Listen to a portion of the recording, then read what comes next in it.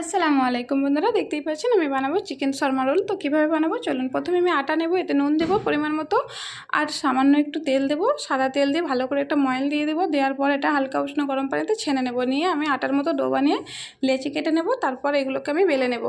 তো এটা খুব সহজেই আপনারা বাড়িতে বানিয়ে খেতে পারবেন, অসাধারণ টেস্টি আর খুব নরম, মানে এতটাই টেস্ট আর এতটাই নরম হয় যে যাদের দাঁত নেই তারাও খেতে পারে। তারপরে এই লেচিগুলোকে এইভাবে আমি একটা রুটির মতো বেলে নেব। নেওয়ার পর ওপরে তেল দেব, দিয়ে এইভাবে আবার একবার ঘুরিয়ে নিয়ে পাঠিয়ে আবার এরকমভাবে জাস্ট বেলে নিলাম। ঠিক আছে, এতে অনেকটা একদম সফট নরম হয় আর টেস্টটাও অনেক সুন্দর হয়।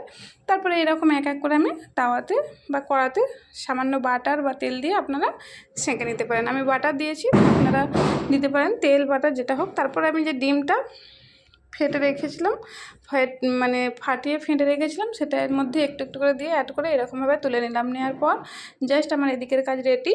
তো এরকম একটু মোটা মোটা থাকবে আর অনেকটাই নরম, দেখতেই পাচ্ছেন আপনারা। তারপর আমি এদিকে এর যে মশলা সেটা আমি রেডি করব। চিকেনটা আমি ভেজেই রেখেছি।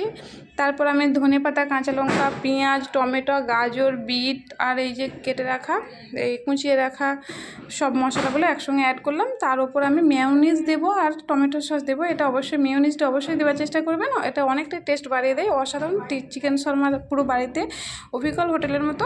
আপনারা এভাবে বানালে আমার ভিডিও দেখে অবশ্যই আপনারা পুরো বাড়িতে এভাবে বানিয়ে খাবেন, রেস্টুরেন্টকেও হার মানিয়ে দেবে, অসাধারণ খেতে। তো দেখতেই পাচ্ছেন আর অনেকটাই সফট বা নরম হয়েছে।